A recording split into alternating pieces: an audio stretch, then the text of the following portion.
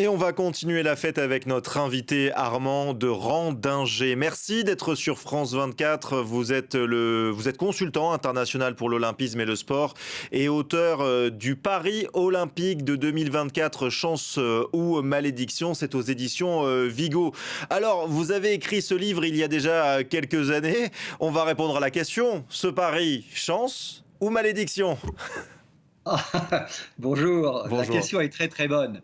Et là, je veux dire qu'aujourd'hui, ce que nous avons vécu grâce aux athlètes et grâce au public français, c'est l'osmose des deux qui ont fait que ça a fonctionné si bien et que, bien sûr, les organisateurs qui ont délivré quelque chose de remarquable, tant sur le plan de la logistique que le plan de la sécurité.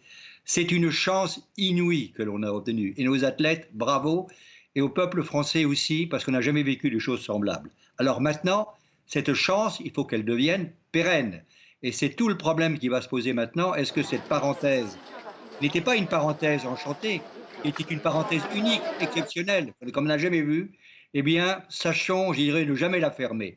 Et pour cela, ça va impliquer qu'au niveau des retombées économiques, qu'au niveau de l'héritage qu'on aura derrière, dans tous les domaines, il soit vraiment assuré. Si on n'a pas cet héritage, qui se consistera notamment en un investissement, en continuant à investir dans le sport de haut niveau, en continuant à investir dans le sport tout court, en faisant en sorte aussi que ce qui a été promis, par exemple, l'accès pour les personnes en situation de handicap dans les infrastructures, eh bien, ça sera un coup d'épée dans l'eau.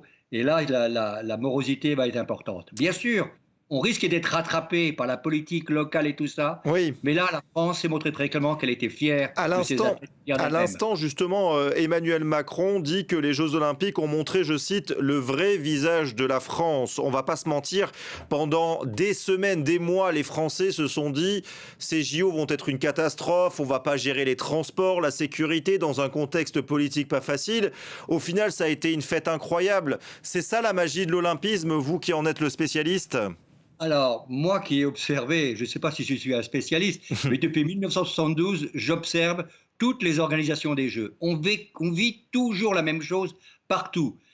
Il y a une phase première qui est une phase de préparation des Jeux, et là, toutes les polémiques s'instaurent. Et en France, comme on est des râleurs nés, eh bien, la polémique est encore plus importante. Cette polémique, elle s'estompe durant les Jeux, après la cérémonie d'ouverture, si effectivement les athlètes sont au rendez-vous. Et là, ça a été le cas. Du coup, la France a suivi. Et là, j'allais dire, c'est une effervescence comme jamais je n'ai connue dans les multiples Jeux depuis 1972, pour faire court. Maintenant, on va tomber dans la troisième phase, après le 15 septembre, et c'est là qu'il faut investir le plus possible en matière de communication, en matière de mesures concrètes, pour qu'il n'y ait pas ce qu'on commence à sentir déjà, cette dépression qui est obligatoire, qui existe toujours, mais qui peut estomper très rapidement si on fait attention et on met en place les mesures qui s'imposent. Sans mauvais jeu de mots, vous m'avez un peu tendu une perche parce qu'on a beaucoup dit que la France n'était pas une nation de sport. Là, elle bat quand même son record de médailles, le record d'Atlanta en médaille d'or. Est-ce que ça y est, la France est revenue dans ce club de nations de sport? Alors, la France est une nation de sportifs. C'est incroyable d'avoir le nombre de médailles qu'on obtient dans multiples disciplines, même s'il y a quelques faiblesses, notamment en athlétisme. Mais ça, on peut y revenir par la suite. Ce qui est important, c'est que on est une nation de sportifs. On se bat avec des budgets, j'allais dire, très, très limités. Donc, nous ne sommes pas encore une nation sportive, bien que, et c'est ça pour moi qui est extraordinaire, on a fait 64 médailles, c'est fantastique, ok? C'est exceptionnel, c'est vrai. On aurait pu avoir un peu plus de médailles d'or parce qu'on n'a pas le taux de conversion qu'il faut entre le nombre de finales qu'on a eues et le nombre de médailles d'or qu'on a derrière. Mais ceci étant, c'est un exploit d'avoir 16 médailles, d'une Hmm. part, et deuxièmement, d'être la première nation européenne. Eh oui. Comparons-nous à nos amis anglais, comparons-nous à l'Italie, comparons-nous à l'Allemagne, à qui on peut se comparer.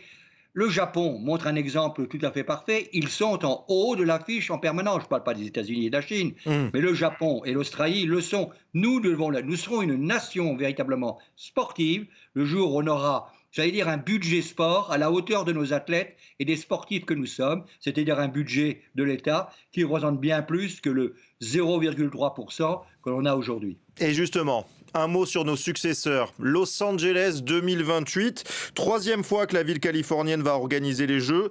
Qu'est-ce que vous en attendez ? Alors, en ce qui concerne Los Angeles, Paris a mis la barre très haute, c'est le moins qu'on puisse dire. Mais Los Angeles ne va pas chercher à donner des leçons au monde entier. Nous, on a fait passer un certain nombre de messages subliminaux qui sont réels parfois, et c'est très clair. La France a démontré qu'on est un pays particulier, on a les droits de l'homme, l'inclusion, on est même révolutionnaire. Les Américains sont beaucoup plus pragmatiques. Les Américains, ils vont faire des jeux tournés pour les athlètes, bien sûr, pour qu'ils aient les meilleurs accueils et les meilleures structures qui puissent exister pour performer. Et ils vont, je dirais, s'adosser sur ce qu'est le monde moderne, notamment ce monde digital, qui va faire repenser complètement la connexion qui peut exister entre les téléspectateurs, les spectateurs et les athlètes. Donc j'attends de Los Angeles qu'effectivement, c'est les Jeux du futur, ok, mais qui ne perdent surtout pas l'âme olympique que la France semble avoir retrouvée grâce à nos Jeux à Paris et Paris 2024. Merci beaucoup pour votre analyse, Armand de Randinger. Je rappelle, vous êtes l'auteur du Paris olympique de 2024, chance ou malédiction. Et puis on continuera la liesse, bien sûr, avec les Jeux paralympiques. Ça commence le 28 août prochain.